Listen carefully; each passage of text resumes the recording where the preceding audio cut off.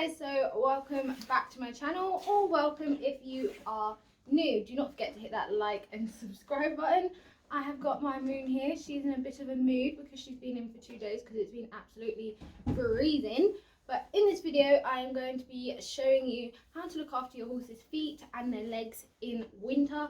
So if that's something that you're interested in, stay tuned. So this is what her legs look like when I brought her in. Just giving you a quick overview of what they were like, and then in a second you'll see what they was like after she was in with no brushing.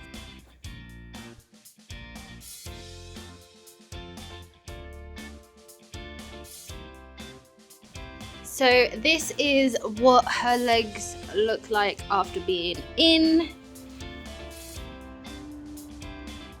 I'll show you the back legs, as the back legs actually have hair on them. I'll show you the backs. And then that one there. And then this is the backs of them. Just like that. So what I'm going to use a rubber curry comb in it. A plastic curry comb, I just call it a magic brush, just to brush out all of the mud. Where can I sit you? So I'm just going to brush kind of with the hair and against the hair, because I find that gets out the quickest way.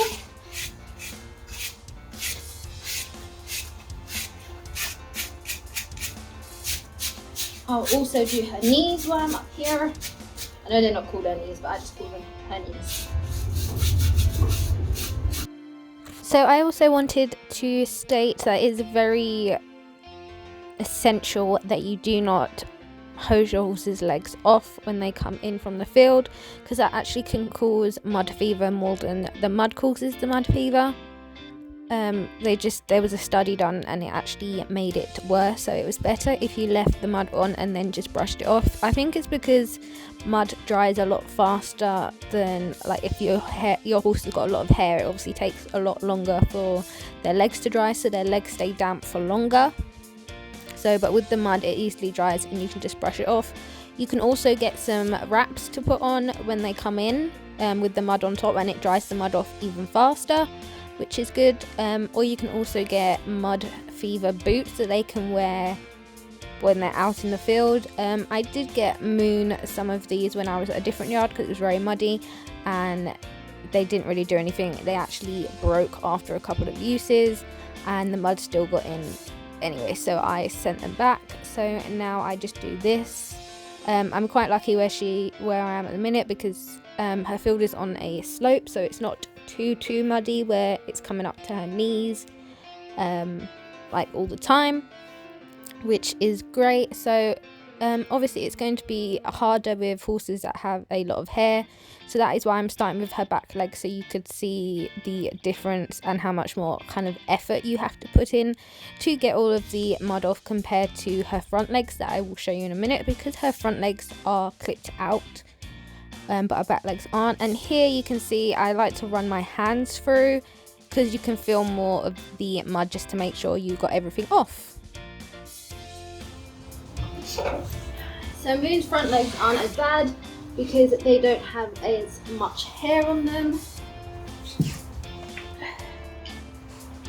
because I clip her front legs out because of her melanders. So I'm just going to brush just kind of gently. She doesn't like me brushing her front legs, so I'm just going to do it gently just to get the little bits of mud that are on off.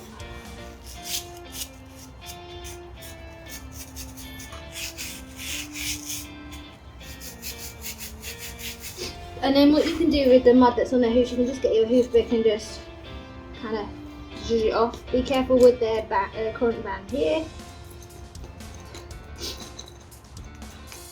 because if you pick that off, that will make them bleed here, because that is not dry mud, that is their actual, it's kind of like your cuticles.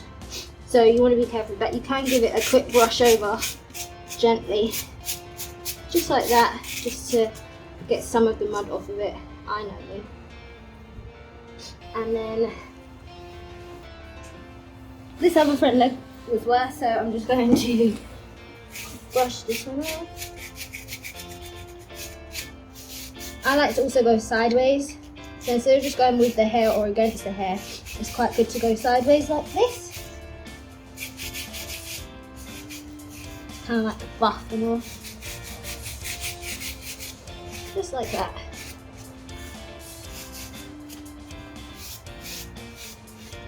Just remember to be gentle if they haven't got hair.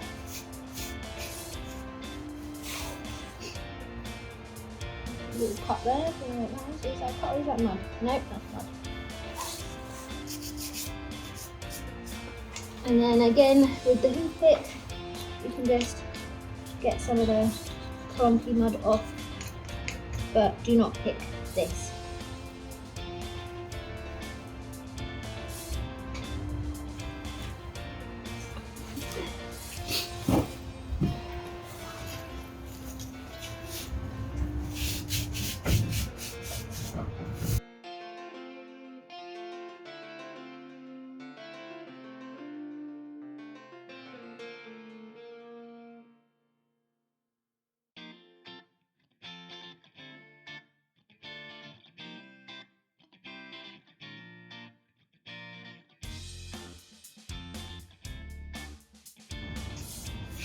So here I'm not going to brush because that actually isn't mud, that is her little scabbies from her melanders. So I'm not going to brush them. I normally just give them a gentle kind of one over, kind of like that. And then I'll put some cream on. I have done a video on how to care for a horse that has melanders, so I will link that down below, or actually this might come out first. So the next thing that I'm going to do is I'm going to pick her feet out. I like to use a hoof pick that has a kind of hook to it like this, like that. I do not like the square ones because you cannot get down, like you have to kind of turn it to be able to get the point of it up past the frog. So I do not like these ones. I like pointy ones. So normally I would pick her feet out into a bucket, but for this video I will not. I will just do it onto bedding and then pick it up afterwards. So Moon is really good and she does a lot of things by voice command or just a very slight touch. So I'm just going to ask her to pick her leg up, which you just go leg, leg. Good girl. So here is her lovely hoof. I'm just going to get some of the bedding out, just like that. So she is barefoot, as you can see, and she's got nice hard feet, which is great. So this is her frog. What I like to do first is actually go down like that, just like that. And kind of give a little rub over like that. You do not want to be too hard with this, like you don't want to stab it or anything like that. And then what a lot of people don't do is they don't go upwards, but I think it's very important to then go up, because like here you can see you can get right up in there, and sometimes there can be, like you're seeing here, so much gunk right in this little bit here because it's such a small place for things to get like put into. So it's good if you kind of go like that. See, like all this that's stuck under there. Just like that. Okay. And you want to make sure that there isn't any stones or anything in their white line. The next time she has a stone, I'm going to do a video on how you get them out and how you kind of treat the little stones in the white line. So as you can see, Moon has really good feet, and what I do is I use this spray here to keep any thrush.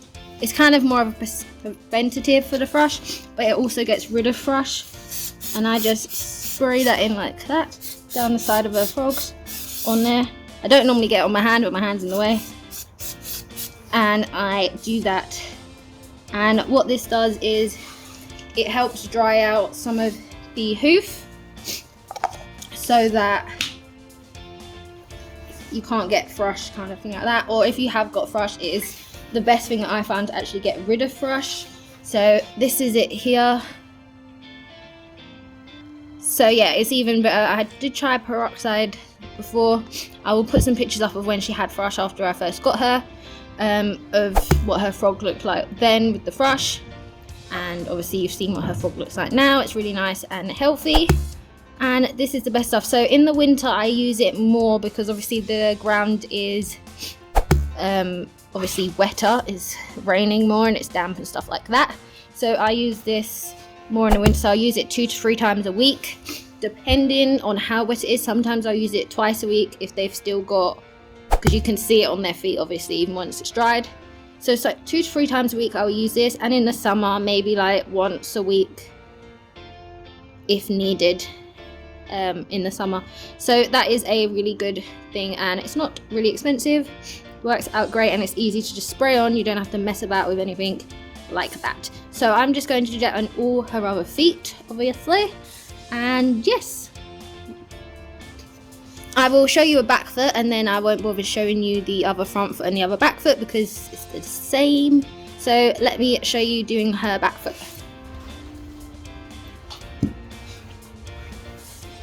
So again, you want to go down like that to get the majority out of this. Just like that.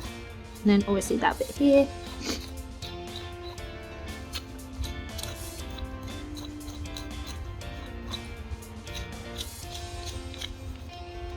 And then look at all of that you would have missed if you didn't go up.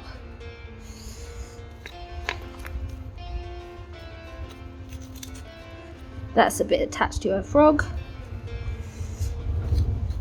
But you want to make sure to really get in these corners, because that's where things like to hide. And then again, obviously the back legs are more prone to getting thrush. I have no idea why, and I think it's because they're always damp, but she likes this for some reason. So I just do a nice little spray like that, and that is her feet and legs done. Hey guys, don't forget to like and subscribe, and I'll leave some extra videos for you on this side and this side, and I'll leave the subscribe button up here. Hope you enjoyed the video. Bye guys.